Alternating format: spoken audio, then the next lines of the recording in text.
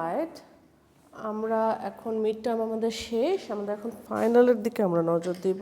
So 19th century English novels, as you know, it's about 19th century English Victorian period, যে Victorian ইরাতে সেই সময়ে ইংল্যান্ডের কী অবস্থা ছিল, ইংল্যান্ডের লেখালেখিতে, উপন্যাসে, নাটকে কী কী জিনিস উঠে এসেছে সমসাময়িক বাস্তবতার, তারই প্রেক্ষিতে আমরা মিডে পড়েছিলাম গ্রেট এক্সপেকটেশনস, আর কি পড়েছিলাম জানি, গ্রেট এক্সপেকটেশনস আর প্রাইড অ্যান্ড প্রেজুডিস পড়েছিলাম। সো ফাইনাল আমাদের সিলেবাসে থাকছে Jane Eyre and Tess of the d'Urbervilles. আর জেন আয়ার আমরা আগে পড়বো। তো জেন আয়ার পড়তে গেলে জেন আয়ার একটা উপন্যাস, আমরা অ্যাজ ইউ নো যেহেতু 19th century বা ভিক্টোরিয়ান এরার উপন্যাস, এটা নোভেল, এটা লিখেছেন শার্লট ব্রন্তে। আর প্রায় এখানে একটা আপনাদের মধ্যে কনফিউশন অনেক সময় লেগে যায় যে জেন আয়ার এবং মিডে যেটা পড়েছিলাম প্রাইড অ্যান্ড প্রেজুডিস, ওটার আবার লেখিকার রাইটারের নাম ছিল জেন অস্টেন। সো এই ব্যাপারে একটু কেয়ারফুল। আচ্ছা, জেন আয়ার বাই শার্লট ব্রন্তে।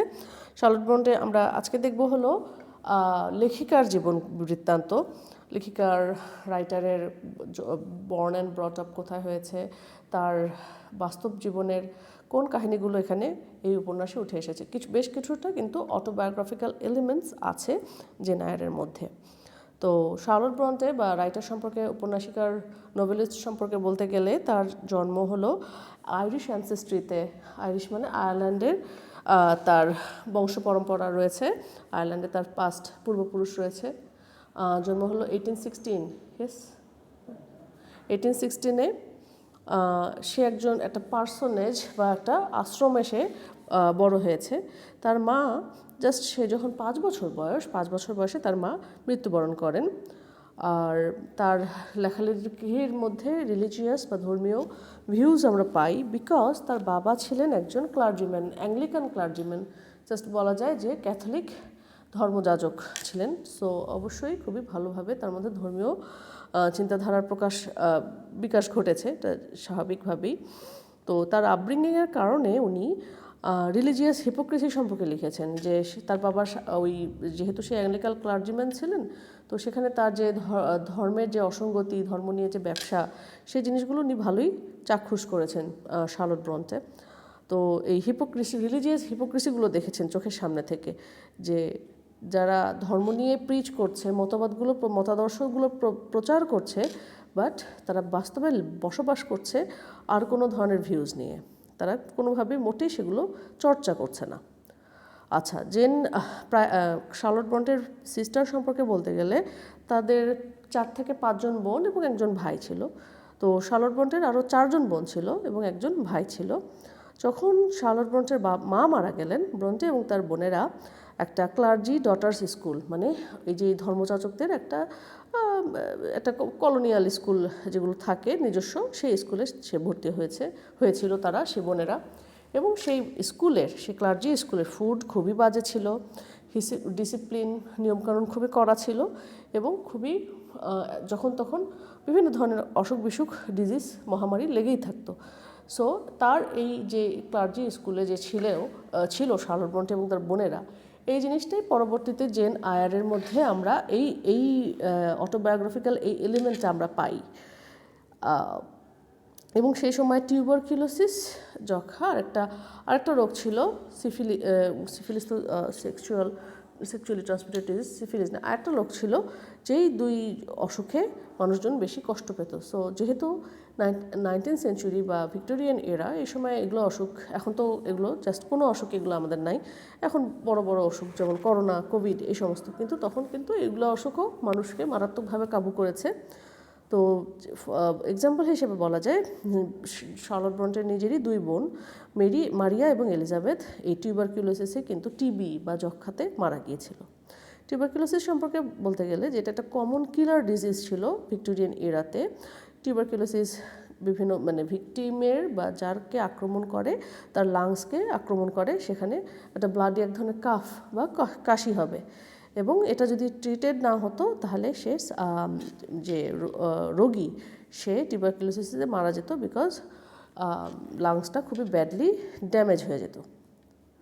আচ্ছা, জেন আয়ারের লেখিকা নোভেলিস্ট শার্লট ব্রন্টের ফ্যামিলি সম্পর্কে বলতে গেলে দেখেন, যেহেতু 2 বোন মারা গিয়েছে, তাও বাকি থাকে 3 জন, শার্লট ব্রন্টে, এমিলি ব্রন্টে আর অ্যান ব্রন্টে, এবং এক ভাই ছিল ব্র্যানওয়েল ব্রন্টে। তো ক্লার্জি ডটারের যে স্কুলে তারা কোয়ান ব্রিজের নামক জায়গায় পড়াশোনা করেছেন, সেটাই লো উড আমরা জেন আয়ারের যে সেটিং, সেখানে লো উডের ওই একটা স্কুল হিসেবে দেখিয়েছেন, যেটা উনি ওনার এই বাস্তব ঘটনাটা এখানে ওরকম একটা ছায়া অবলম্বনে লিখেছেন তার উপন্যাসটা। সেই ফিকটিশাস বা কাল্পনিক স্কুল জেন আয়ারে আমরা যেটা দেখি।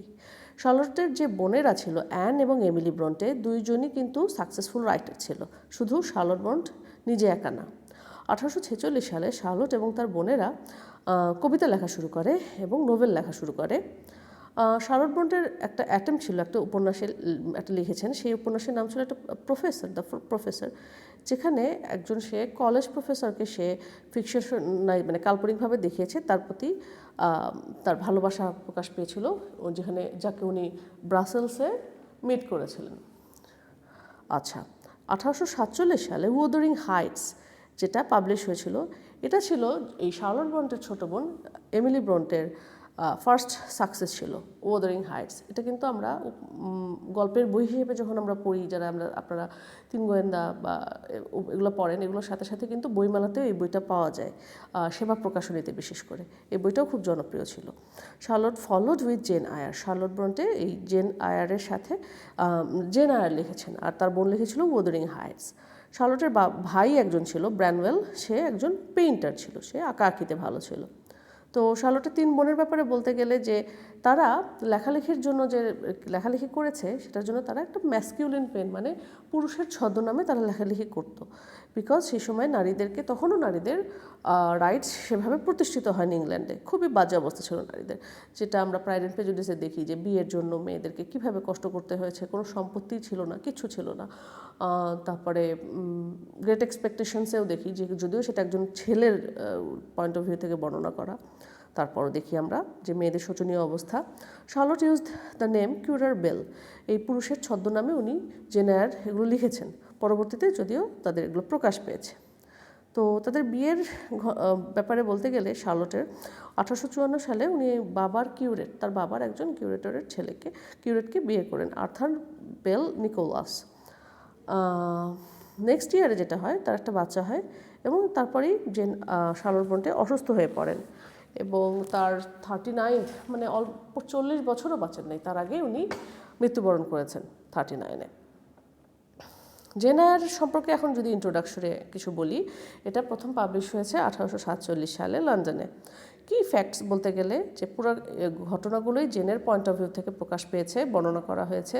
সেটিং মানে কি, সেটিং মানে বলতে আমরা কি বুঝি, যে একটা টেক্সটের, লিটারারি টেক্সটের ঘটার সময়কাল এবং প্লেস, সেখানে 19th সেঞ্চুরি ইংলিশে এটা হলো সেটিং। জেন আয়ারকে ক্লাসিফাই করা হচ্ছে অ্যাজ বোথ গথিক এবং romantic novel, Gothic plus romantic 2 novel হিসেবেই জেন আয়ারকে ক্লাসিফাই করা যায়। জেন আয়ার সম্পর্কে বলি, জেন আয়ার হলো উপন্যাসের প্রোটাগনিস্ট।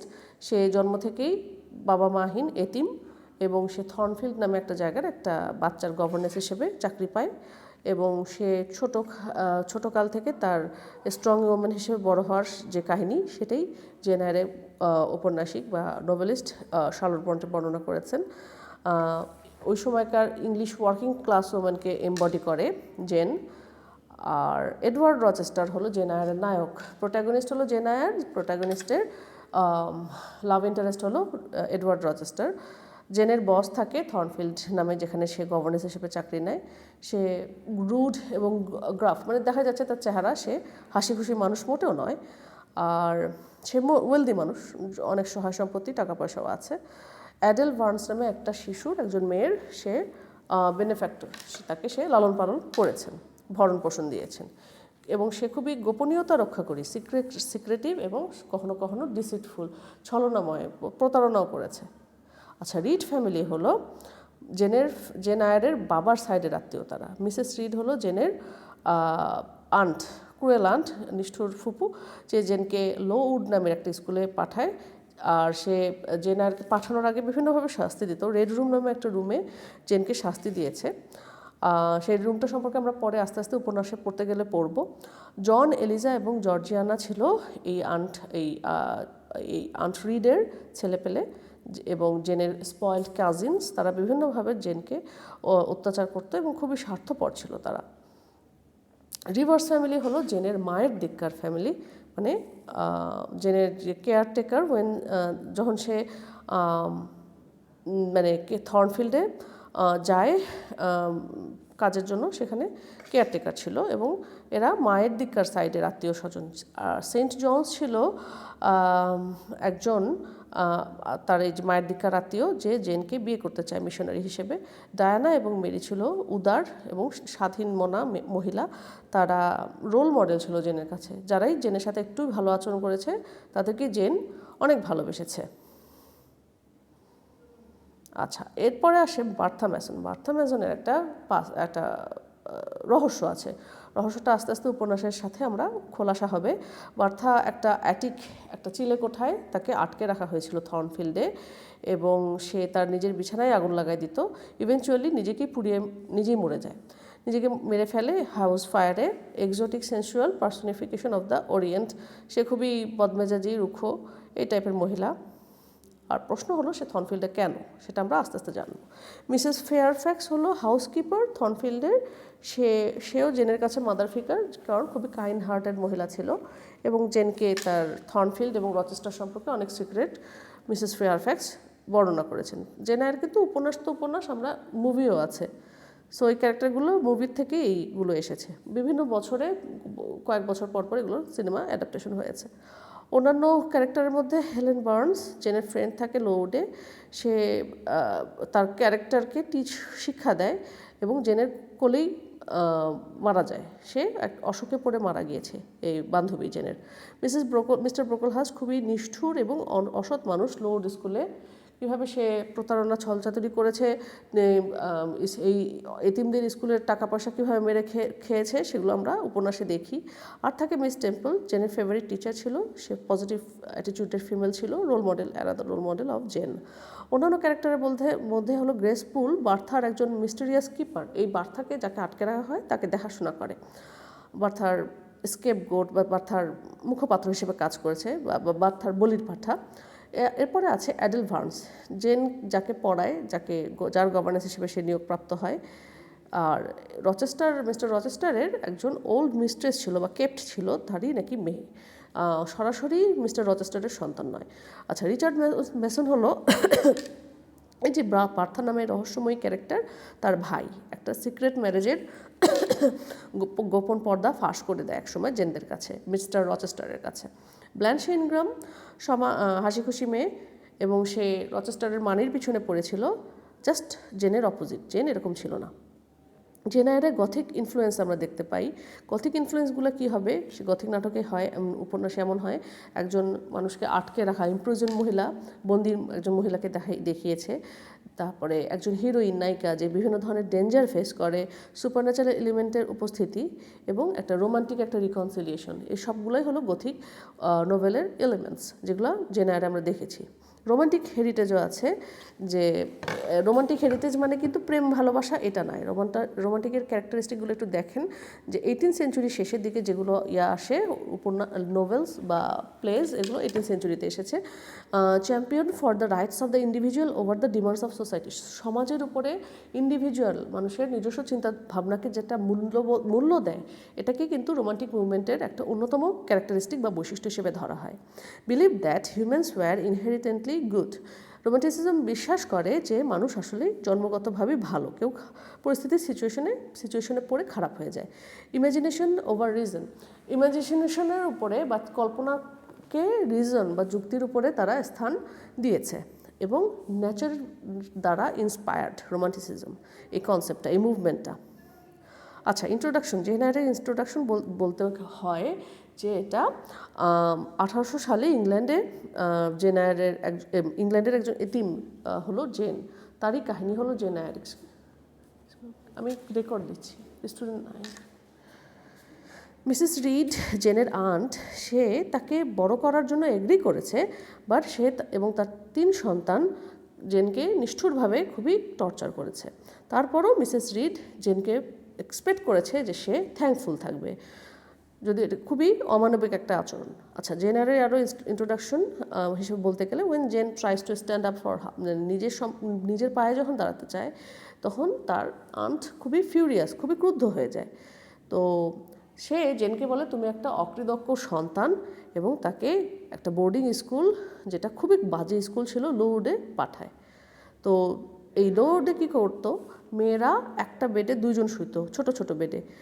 ভোরবেলারও আগে উঠতে হতো, বরফ ঠান্ডা পানিতে গোসল করতে হতো, এবং নিজেরা পোড়া পরিজ মানে হলো পায়েস টাইপের কোনো খাবার, সেখানে তাদেরকে ব্রেকফাস্টে সার্ভ করা হতো, এবং নীরবে কষ্ট সহ্য করা লাগতো। টাইফাস, আমি বলেছিলাম যে একটা হলো টিউবারকুলোসিস, একটা ছিল টাইফাস। এই ডিজিজটা ওরকম ছড়িয়ে পড়েছিল ওই সময়, মাছি, তারপরে উকুন, এগুলোর দ্বারা এই অসুখটা ছড়াতো। তো মাথা ব্যথা করতো এটার কারণে, চিলস, ঠান্ডা লাগতো, র্যাশেস হতো শরীরে, এবং জ্বর আসতো। 3 সপ্তাহ পর্যন্ত সেই জ্বর থাকতো। তো টিউবারকুলোসিস এবং টাইফাস এগুলো অ্যাসোসিয়েটেড ছিল, মানে যত ঘিঞ্জি জায়গায় মানুষ থাকবে এগুলো অত বেশি ছড়াতো। আর এই catching one of this disease is a major concern. এই যে অসুখে পড়া, এটা একটা মেজর কনসার্ন ছিল জেনারে, because one of Jane's friend Helen, সেই ফ্রেন্ডটা জেনের কোলে এই অসুখে পড়েই মারা যায়। তো লোউডের লাইফ কেমন ছিল, সেই সুপারিনটেন্ডেন্ট ছিল লোউড স্কুলে mister Brocklehurst. Jane immediately makes friend with a girl called Helen Burns. হেলেনের সাথে বন্ধুত্ব হয়, যে এই অসুখটাতে পড়ে, টাইফাসে পড়ে মৃত্যুবরণ করে। She also admires her head teacher miss টেম্পলকেও সে ভালো হিসেবে পেয়েছে। আর ব্যাড কন্ডিশন হিসেবে টাইফাস ব্রেকআউট হয়, এবং অনেক মেয়ে মারা যায়, ইনক্লুডিং হেলেন, জেনের বেস্ট ফ্রেন্ড। আর লোড স্কুলে সে পরবর্তীতে 8 বছর থাকে, এবং 2 বছর টিচার হিসেবে কাজ করে। এবং টিচার হিসেবে কাজ করার পরে পরবর্তীতে সে চাকরির অফার পায় থর্নফিল্ড হলে, যেখানে একজন বাচ্চার গভর্নেন্স হিসেবে সে জয়েন করে। আচ্ছা, আমরা আজকে এগুলো শেষ করি, যেহেতু ব্যাটারি চার্জ শেষ প্রায় ফোনের। ওকে, সো আজকের মতো আমরা শেষ করছি। Thank you. নেক্সট ক্লাসে দেখা হবে ইনশাআল্লাহ।